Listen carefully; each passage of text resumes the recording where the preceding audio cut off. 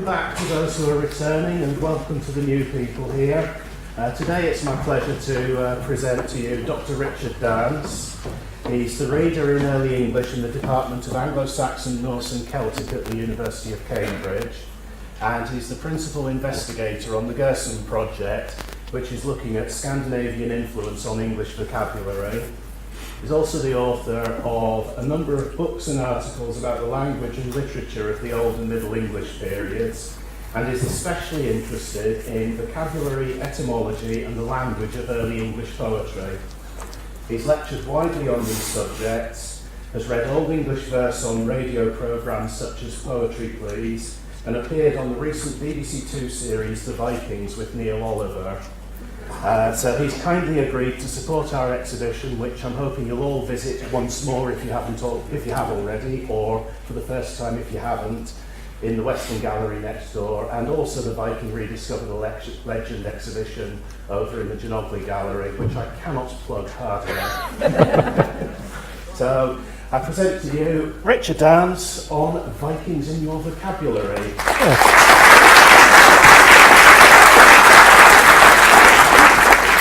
Well, thanks very, very much, Roderick, for inviting me. In fact, thanks hugely to all of you for coming.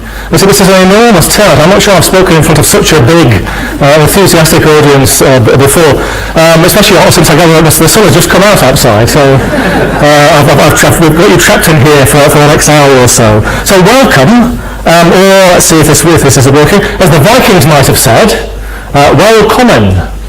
More Viking in a minute. As you all, I'm sure, already know, especially if you've been to previous talks in this series, in the exhibition, the legacy of the Vikings is obviously all around us in the East Midlands. That's not just a matter of the wonderful physical artefacts that survive, the swords, the hoards, the stone sculpture and so on, but of course it extends to the words that they brought with them and which they left behind in English. So that's what I'm going to be talking about today, just introducing you just a little bit to the languages involved, some Old English and some Old Norse, as to how words might have moved across from the Vikings language into medieval English, and how we can tell that. I'm thinking just a bit about the important role played by the language of the East Midlands in all of that. Well, let's start at the start.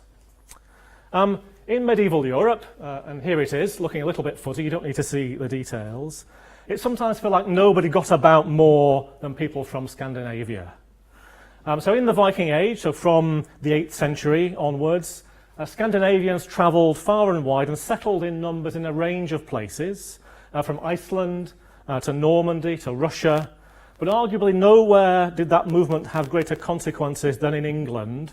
And as you know, the East Midlands is one of those areas where it was especially important. Now, when the Vikings first came to England, it didn't look as though they'd been making much of a positive contribution to English culture, at least if you believe the Anglo Saxon propaganda.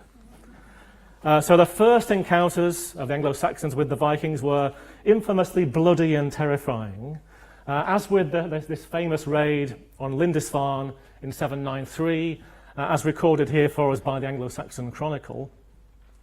And the chronicler here, who's writing probably about 100 years later, describes this event with pretty much mythical vigour, amongst the terrible portents that there's lightning, there's dragons.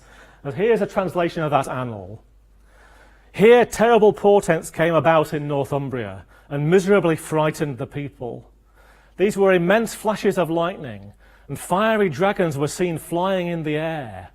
And a little after that, the raiding of heathen men miserably devastated God's church in Lindisfarne Island with looting and slaughter. So here it is in the original language, Old English, the language of the Anglo Saxons. So let me have a go at reading this as well. Here were on reither for a bek na cumana over northern Himbra land, and that folk ermliche braid on. That were on ormeta lirashas, and whereon je sewan a fyren a drakan on them lufte fleogende. And little after tham, ermliche heden ramanna herjung ardilligode goddess churchan, in Lindisfarne ea, for reaflak and manslecht. Oh. enthusiasm. I'm going to be attempting to harness this enthusiasm. There might be some audience participation in a bit. So please hold on to that. Thank you. This obviously sounds a little bit different from modern English, but in many ways this is the direct ancestor of English now. This is where English starts, and the majority of the basic words in the modern everyday language are derived directly from it. And I'm sure you can spot one or two in this passage. Here, were,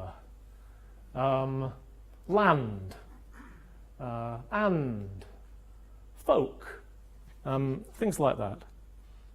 And if you're wondering, by the way, how we can know how it sounds, well, obviously we're never going to get a precise accent right. I don't think I would have convinced an Anglo Saxon necessarily that I was a native speaker, but we do have a pretty good idea about the pronunciation based on the detailed linguistic study of the forms and their sound history, so comparing related languages, tracing their development through time, looking at variation in spelling, and so on. So I think we have a pretty good idea about how this broadly would have sounded. And that will be true of all the early English and Norse I'll be showing you today. I'm not just hamming it up.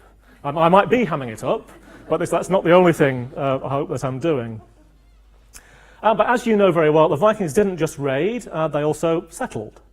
As told most famously in this annal in the Chronicle for 876. And Thyrjerde helft denna northern Himbralandia deelde, and herdiende werdon, and herda tildiende werdon. In this year, Halfdan shared out Northumbria, and they began to plough and support themselves. So the Vikings came to stay, and they settled down. This is the army of the great Viking chieftain Halfdan, farming the land, and settling probably in considerable populations in the east and the north of England. So there would have been long periods when their language, Old Norse, I'm going to call it all Old Norse today, was spoken in large parts of this island. And before long, the Vikings must have very often been on much more peaceable terms with the Anglo-Saxon communities, trading, interacting, and in the end, mixing with them.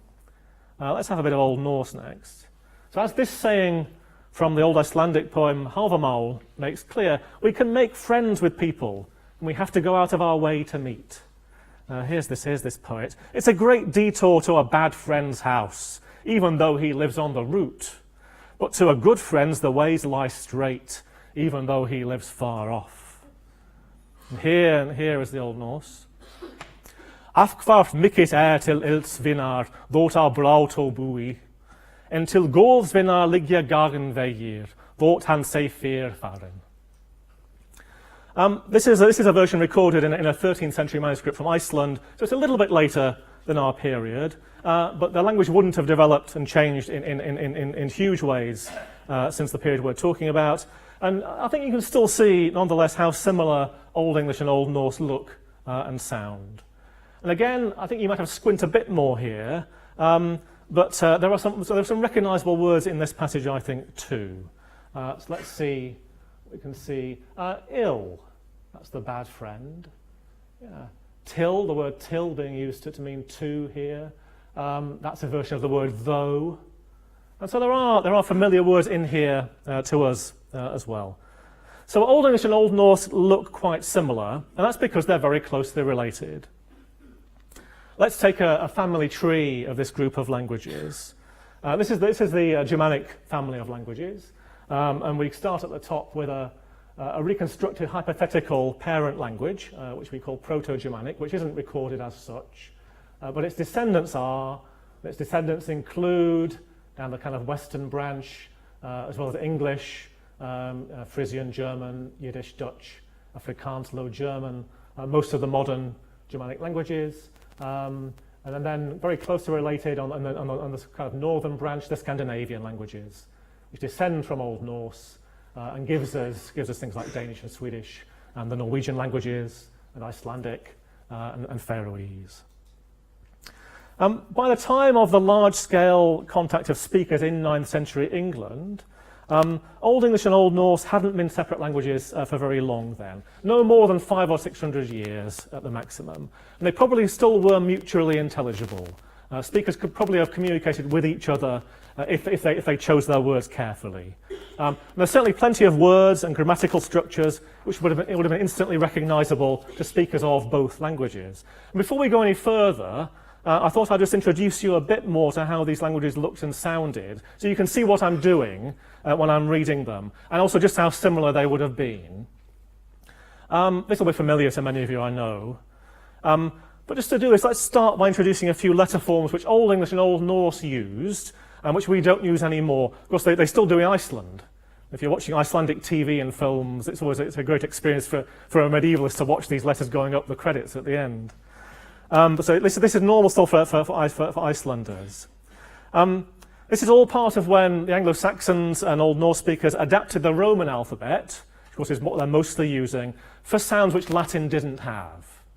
So Latin didn't really have this sound, which we call ash, which looks rather a lot like an A and an E glued together, for the reason that it's basically an A and an E glued together. If you think about the Latin sound a with an A and the Latin sound with an E, our sound a, as in modern English cat, is kind of halfway between the two, and it was very similar for the Anglo Saxons and the Vikings. So that's where they get that one from. Then there are two very similar groups of letters, both of which stand for the sound th or the in Old English, and later on in Old Norse. So we have ev, which looks like a D with a line through it, and basically again that's kind of what it is. If you think about it, that sound the is rather like a d sound, which if you slur it a bit. I'm reconstructing early medieval psychology freely. So that's ev. That sound stands for th or the in Old English. And we also have a letter which isn't an adapted Latin letter. This is originally a runic letter called thorn. Looks a bit like an elongated P. That also stands for that th sound, and often also the as well. So those are our main new letters. If you have sight of a handout, don't worry if too much if you haven't. You'll see I've put a little bit of this on the handout too. And a couple more rules about how to pronounce early English and Old Norse sounds, which you can glance at if you like, or take it away and look at it more later.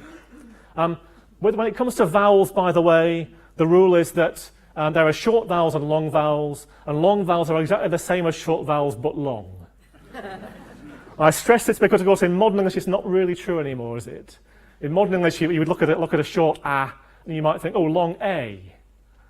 In Old English it's much easier, short a, long a. Okay? But essentially pronounce everything. There's no silent letters really. So shall we try a few basic phrases in the two languages?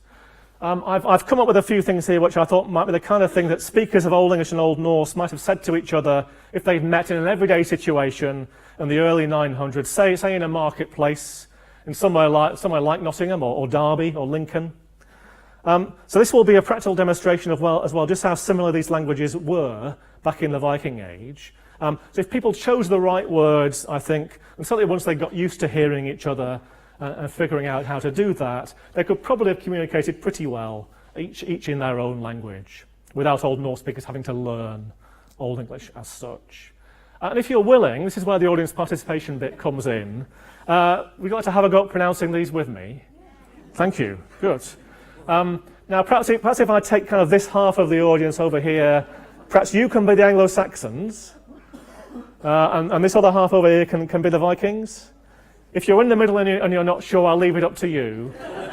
But I kind of have to specify this because I know you'd all want to be Vikings. So we've got to have some Anglo Saxons. Not very different. So let's just begin. I'll help you with the first couple. Let's begin by saying hello. So Anglo Saxons, Weshal. Oh, thank you. And you're so harmonious as well. This is brilliant. Vikings now, your turn to say hello to the Anglo Saxons. Weshale. Thank you. I suddenly felt like Gareth Malone off one of those choir programs. Okay, so we've greeted each other. What do we want to do next in the market? We're going to offer somebody some merchandise. So Anglo Saxons, do you want to have Wilt thu habban? Brilliant. Vikings, Wilt du hava? Thank you. The Vikings are kind of less in sync, but I think we expect that. So do you want to have Helm med Hornum? Vikings, helm med hornum. Oh, thank you. There is only one answer to this. Nah, thank you. Vikings? Nay, you've done this before. Let's ask for something more likely. Wilt thou haben fish? Lovely. Vikings, wilt thou have a fisk? Lovely. What about some eggs? Wilt thou have an eiru? Marvellous. Wilt thou have a egg?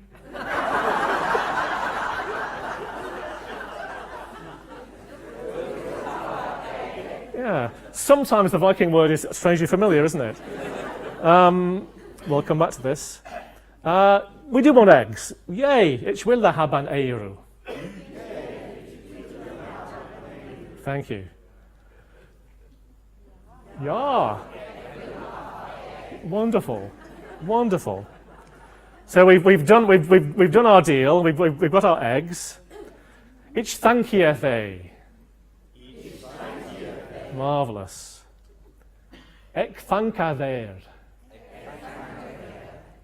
So we've done our business. We're now going to say goodbye. Farewell. Thank you very much. Give yourselves a round of applause. That's wonderful.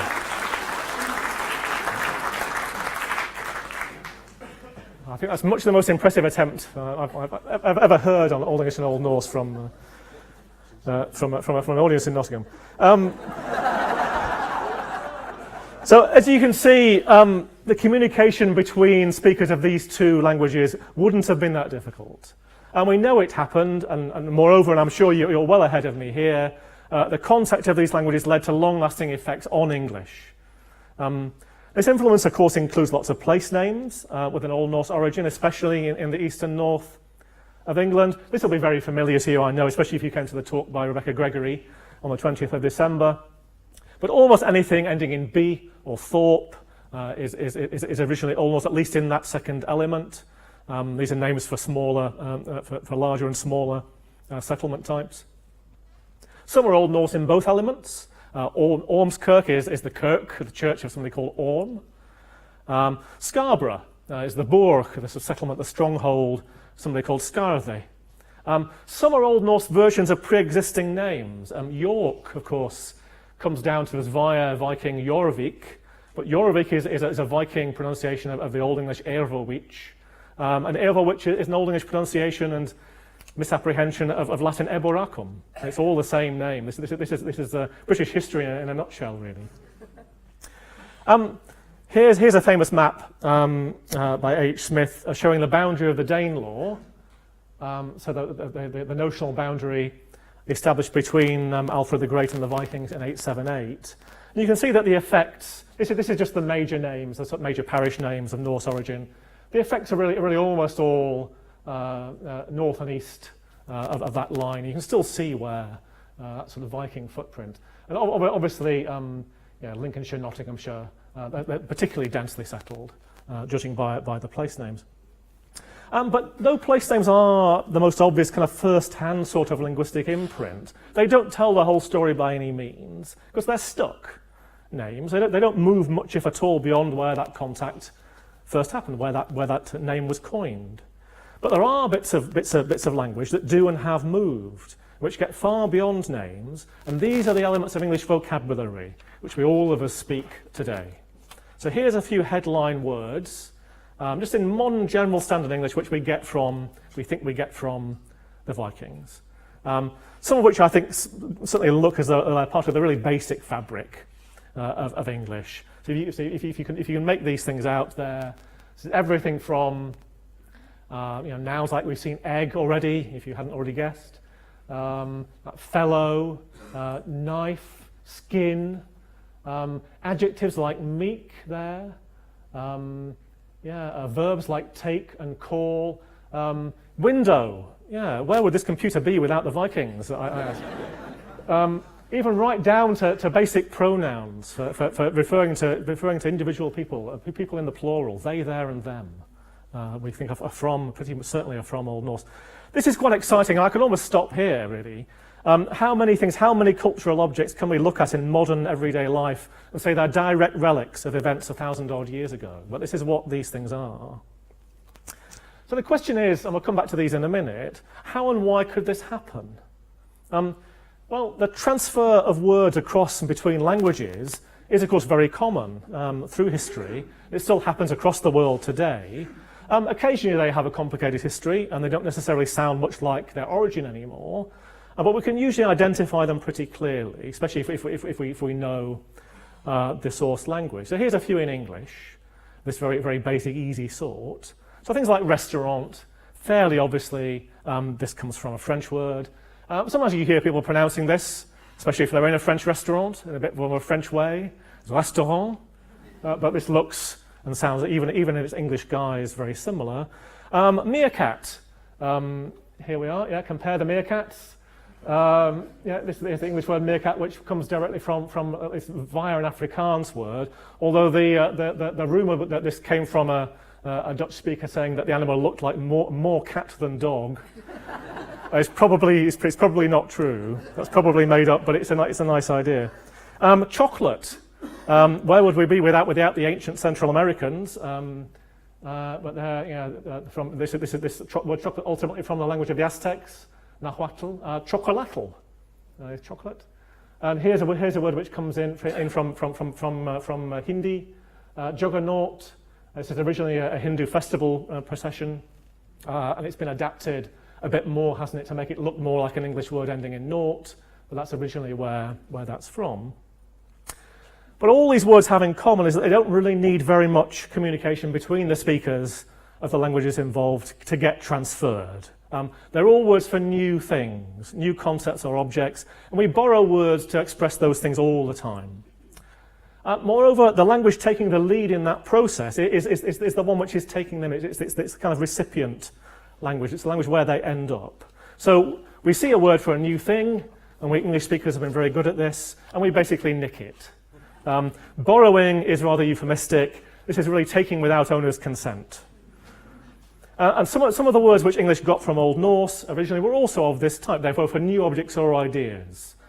So words like mark for that unit of weight and account, type of coin, which Anglo Saxons got from the Vikings originally, or words like husting, which is a thing, a meeting in your hus. It's a husting. That was originally a Scandinavian kind of assembly. So some new things which we didn't have words for before. But obviously that's not true of all of our words that we've looked at.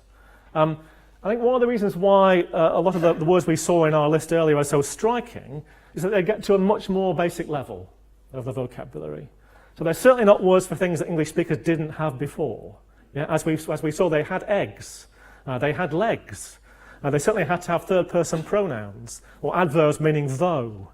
But Old Norse influenced even that really basic grammatical level of the vocabulary. And when words from originally foreign sources end up in this kind of territory, linguists now tend to think of them not as borrowings in the way we've just seen, where it's speakers of the recipient language who are doing the work, but instead of something which can be called interference or interference through shift. This usually happens when speakers of one language, in this case Old Norse, and probably over many generations, gradually, for social and cultural reasons, give up speaking their native language and switch to another one, in this case English.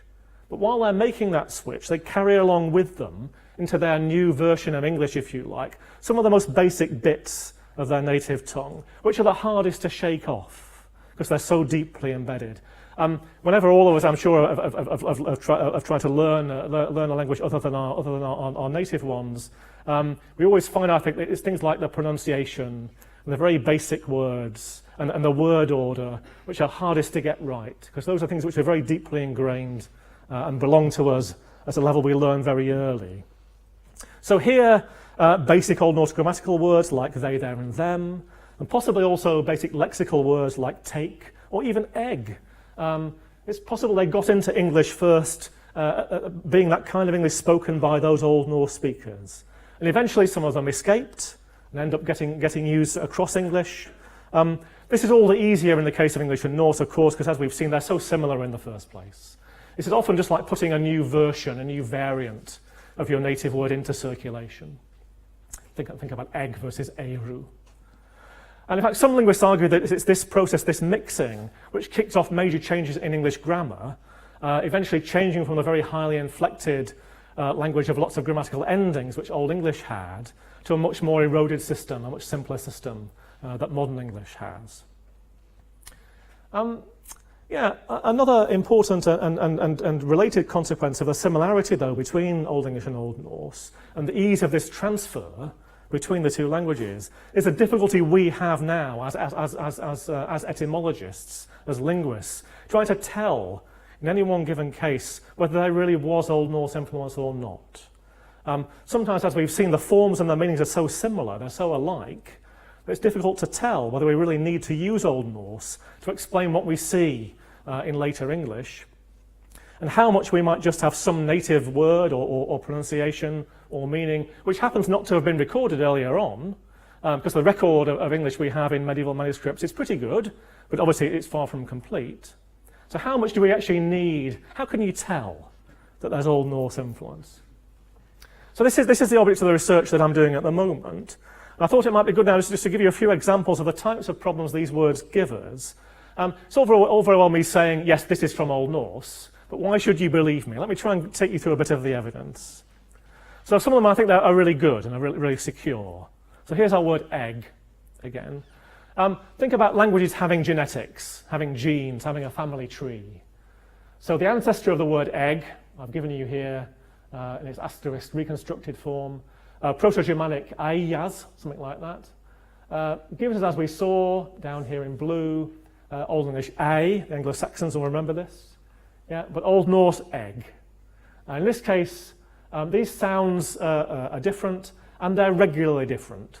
If you have that combination of sounds in the parent language, we know that, all things being equal, Anglo-Saxons always turn that into a y, and the Vikings always turned it into a g.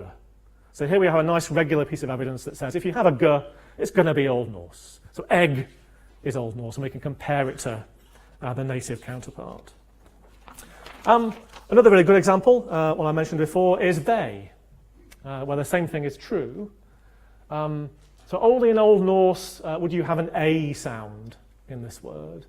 Old English had a long r, so the Old English version of this word was thar, which does survive a little bit. It's the front bit of the word those in modern English. So the modern English form, if we just had the Anglo-Saxon pronunciation, would have been though. Whereas since we have they, this must be the Viking word. So those are great. Sometimes both versions do survive. Shirt and skirt is one of my favourite ones. I don't know whether you twigged that this is the same word originally. Let me move from the microphone. You kind of got, it's a shirt if it stops here, but it's a skirt if it stops here. In the Middle Ages, there wasn't much difference. It was just a long piece of cloth. This starts off as kind of the same word, basically.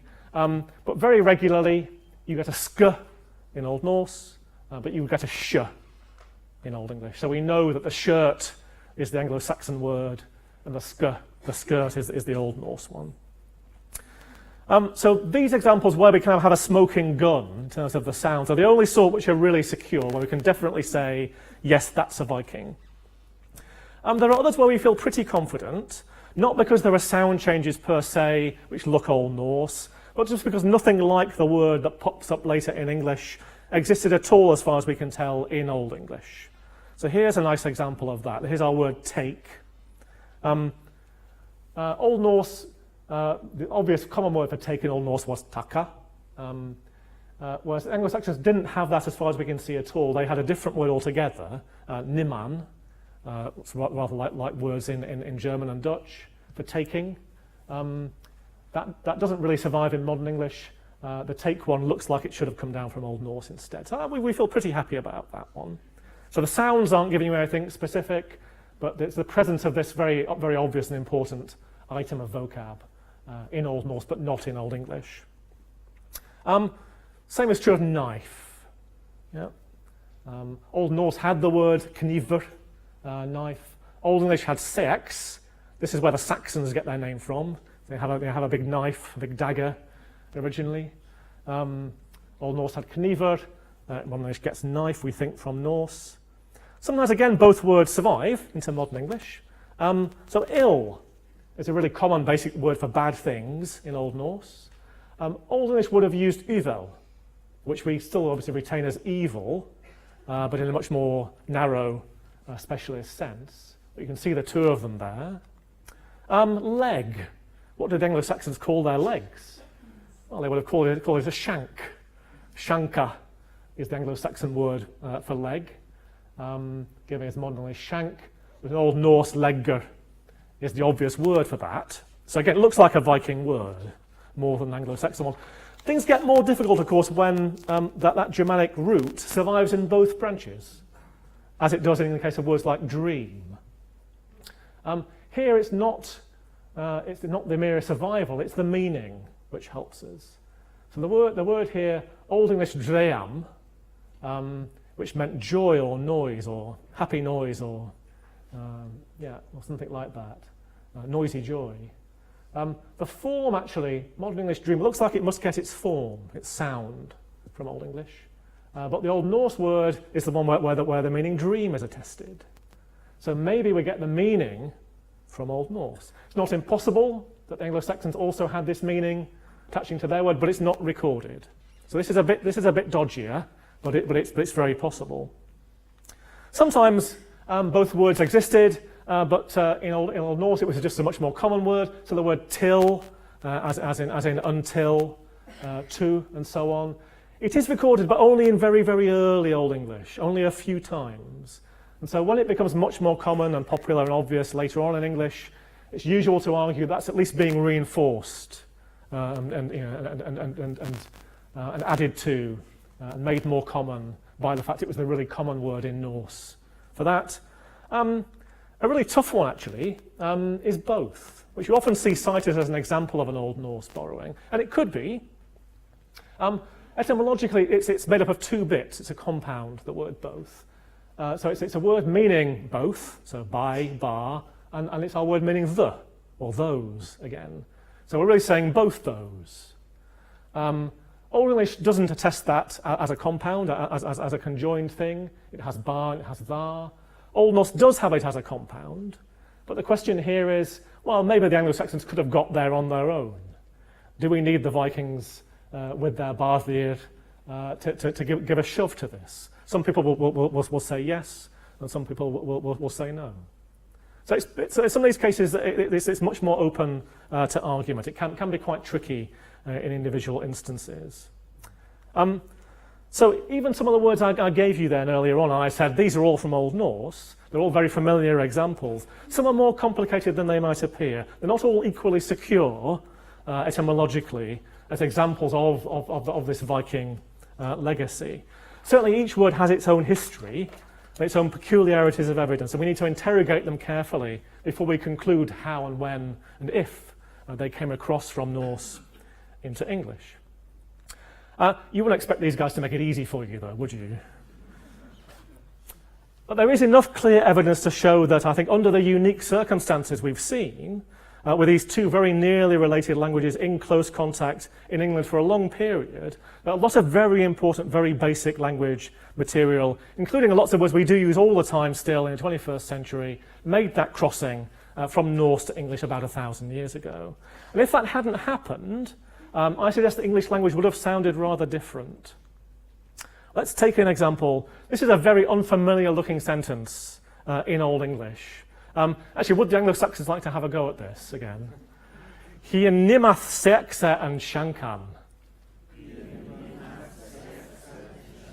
Yes, I've cooled you down again now.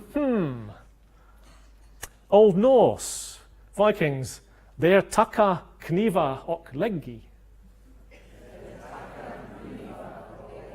This is pretty good in the space of 35 minutes. I've got you onto sentences. I'm quite impressed with this. This looks a bit more like a modern English sentence, does it not? They take knives and legs. Could happen. This might be slightly contrived, but it's the Viking Age. if the Viking invasions had never happened, I think we obviously wouldn't have been saying that. What might we have been saying? I think something more like this: High Nime, Saxes and Shanks, which is perfectly good. There's nothing wrong with that. It's just not the same. Let's keep our Vikings in the English language. So a lot of Norse borrowings then, as we've seen, became part of standard modern English. They're words which are used across England and indeed across the world. They're part of what makes English English in its national and global forms. But not all originally Old Norse words got used across the whole country. As well as these common or garden words then, some were or are found only in dialect vocabulary. Some of them are still around in modern dialects. We'll see some in a second. But to meet a few, we have to look in the surviving records of later medieval English, in Middle English, including in some of the most famous works of literary art of that period. What I thought we'd do just to finish off is I could show you how originally Old Norse words have enriched that broader English vocabulary, made it that bit more expressive and wonderful. Now, importantly for us, sitting here, because the Viking settlement was, as we've seen, especially in the north and east of England, some of the borrowings took place in those areas and still belong to local dialects, including the dialects of the East Midlands to this day. Let's start with a few landscape features. All of these, I think, will be familiar to you, and the names of places and the names of features like streets. So we have things like a sort of marshy thicket word, the car. Was obvious things like dales and fells and firths. Some of you will have come across the word flash, I'm sure, meaning a pool. Scout, a sticky up bit of rock, as in kinder scout. Gate, meaning street, is quite a good one. This is a different word from the word gate, as in a garden gate. This is an Old Norse word meaning a street or a road, which explains why it's only found, that word, in the names of streets in towns in the north and east of England, like Peterborough, Lincoln, York, Doncaster, and so on. So names are really interesting, I think. But as ever, I think it's the words in the general vocabulary for absolutely everyday basic stuff where it's especially fascinating to find your Vikings. So let me give you a random list, it's very random, of words from Eastern and Northern dialects, all of which certainly or possibly come from Old Norse, with where I think they started from. I wonder how many of these you recognise, or indeed use. I'm sure many of you use them yourselves. I should confess at this point that I myself come originally from a dialect area. I come from Doncaster, which for today's purposes I'm going to call very North East Midlands, just into Yorkshire. And all these words are words that I grew up hearing and using, which have fascinated me personally and professionally for a very long time. I'm sure most, if not all of them, will be known to many people here. They're certainly used, I know, in Nottinghamshire and Derbyshire and Lincolnshire. Well, let's have a look at them and see what we can see. So there are some words which are kind of really quite commonplace, I think, here, aren't there? Like lass, bog standard northern word, eastern word. Nay for no is originally from Old Norse. Think about they, that a sound again. Lug. How many people would use lug to refer to their ears? Yeah, lots of you. Yeah, I've certainly heard it. Yeah, it's still very common. So a few more here, which I think are a little bit less widespread, but I bet there are people here who know them. So words like ram or rammy, which is from an Old Norse word generally meaning strong. Anybody going to lay claim to that?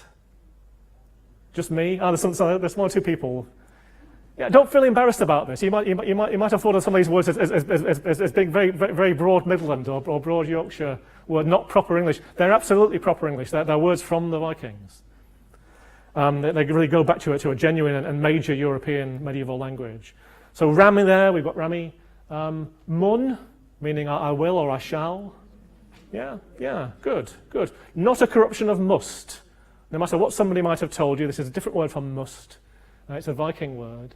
I put up sleck, which is a word that my dad still uses in South Yorkshire to mean that bit of coal that you tend to put on the fire at the end, only if you want the fire to go out. And I'm suggesting it is possibly related to, at least influenced by, an Old Norse verb for extinguishing, for putting out, sleck. So that's a really good word that I like. If anybody else has wandered in from Yorkshire, let me draw your attention to the word tyke. Least said about the etymology, I think the better. But let me again stress just the important pedigree of these words. Like all the ones we've seen so far, these are no different, just as much as the Old Norse borrowings in Standard English. These go back to one of the major languages of the Middle Ages. They're not just bad English. They're Viking cultural artifacts, important to the rich history of English. You mustn't be embarrassed about using them.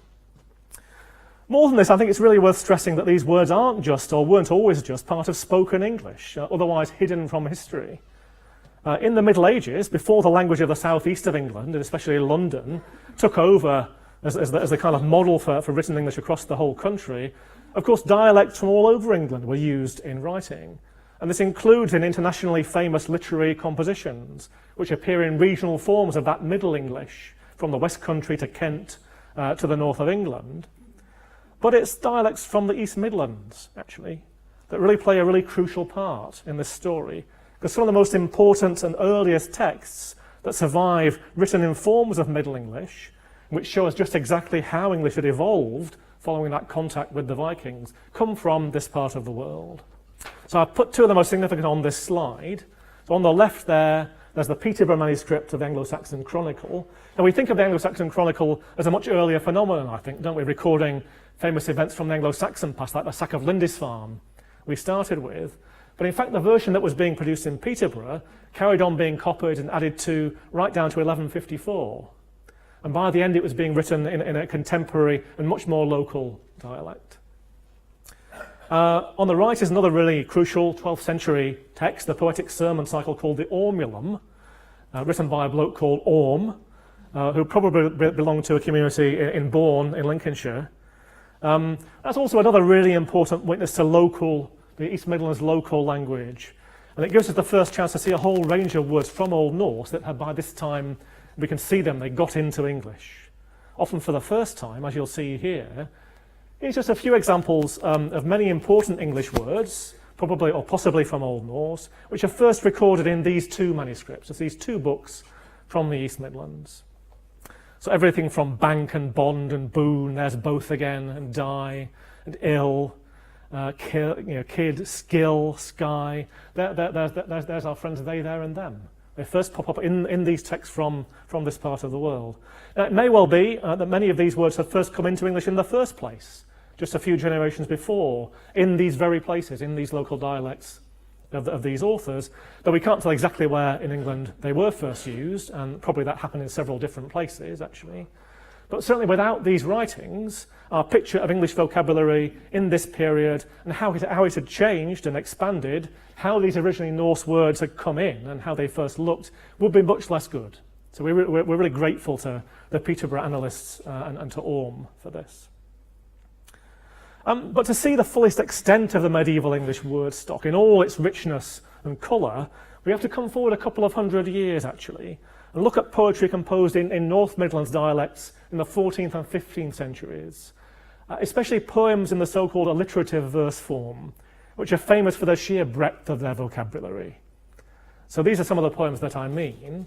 They're still very famous, and they've attracted the attention of later scholars and storytellers like J.R.R. Tolkien, Simon Armitage, who've done versions of Sir Gawain and the Green Knight, and the so-called alliterative Mort Arthur, the death of King Arthur. So these are really important major poems from the North Midlands. These translations are fantastic, but they can only give you the vaguest impression of the richness of the style of the originals. One of the key elements in which is the breadth of their regional vocabulary. A lot of it now lost, including quite a lot of words probably of Old Norse origin. Let's just finish with a couple of passages from these texts. So here's a bit from Sir Gawain and the Green Knight. As many of you will know, this is one of the great romances of medieval England, written in the late 1300s, probably in a Cheshire or North Staffordshire dialect. So forgive me if I'm straying a little bit further west than the main focus of this jamboree. It's definitely still the Midlands, though. This tells one of the exciting and spooky adventures of one of King Arthur's greatest knights and his encounters with the monstrous Green Knight with the oddly detachable head, whom he has to leave Camelot and travel far into the wilds of the Midlands to meet. In this passage, then the uncanny Green Knight bursts into King Arthur's castle to challenge the knights of the Round Table. Let's have a look at this. There rushes in at the hall door a terrible knight, from the neck to the waist so well built, and his loins and his limbs so long and so great. I suspect he was half giant, actually, but at any rate I must reckon him to be a man, and the fairest for his size that could ride. So in Middle English, there harleth in at the hall door an Arglich meister, for the sweer to the swanger so swart and so thick, and his lindes and his limbes so long and so great, half etain in erde he hoped that he were, but mon must he algat and min him to bene, and that the merriest in his muckle that mich reade. When I say this is alliterative, you can see what I mean, I hope. This is not rhyming in the way what we think of rhyme as being at the end of words. This is rhyming at the beginnings of words, isn't it? So on H in the first line, hallas, halla, aglich, sweer, swang, swar, lindes, limes, long, and so on. Alliterative poetry tends to have a very large vocabulary, partly because you keep needing to hit the alliterative sound. You need to find a word which means what you want it to mean without getting too repetitive. But the really great poetry, and this is an example of the really great poetry, makes a real virtue of that rich and richness and variety of vocabulary, including lots of Old Norse words. So the ones in red here are the ones which probably originally come from Old Norse. Some I think are going to be recognisable from what we've seen so far, including Algata. That's our street word, isn't it? That's our gates word. Any road is saying, all gates, any road, I reckon him to be a man. And in fact, Sir Gawain contains most of the Old Norse borrowings which made it into the whole of English. So aglich, that arg is the same as awe in awesome. So he's saying he's awesome, he's terrifying. But there's also some words here which are altogether weirder and more wonderful, I think, which you struggle to get at from standard modern English. I think words like swang for the waist, lindes, the loins, min, intend, all of them probably with some input from Old Norse. So that's one really great passage, a really great poem. For our second passage, let's return to the North East Midlands. Here's a bit from the alliterative Mort Arthur, the Death of King Arthur, which survives in a manuscript in Lincoln, and quite possibly composed in Lincolnshire.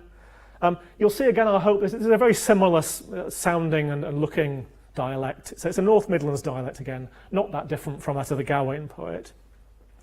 In this passage, King Arthur himself has set off on a quest to tackle a hideous giant.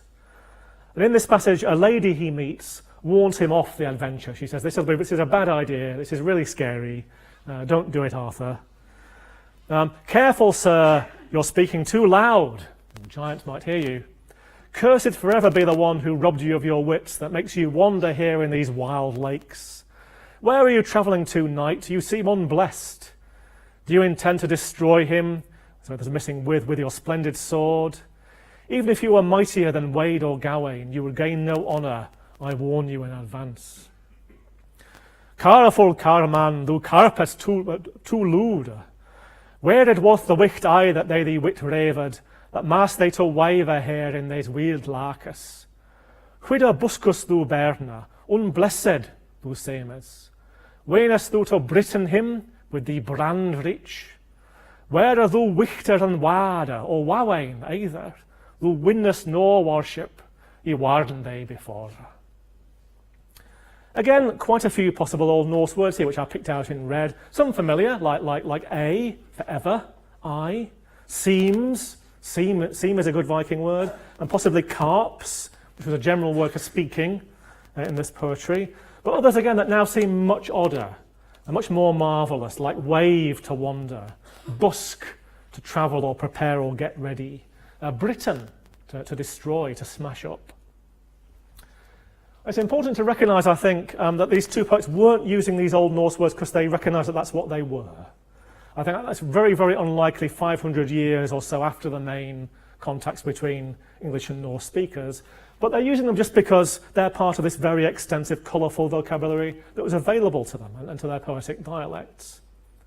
They're one of the reasons why the vocabulary of this poetry from the North Midlands of England is regarded as so rich and so subtle.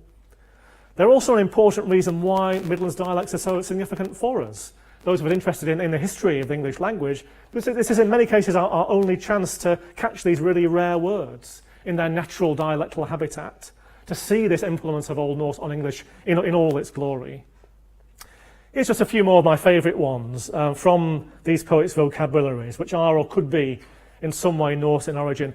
I think it would be nice to get a few of these back into circulation, actually. You can think of your favourites. Let's have a look. Glaum, merry noise, is a rather nice one. Hairness, your brains. We've seen one or two of these. Brother with a thorn, that's fierce.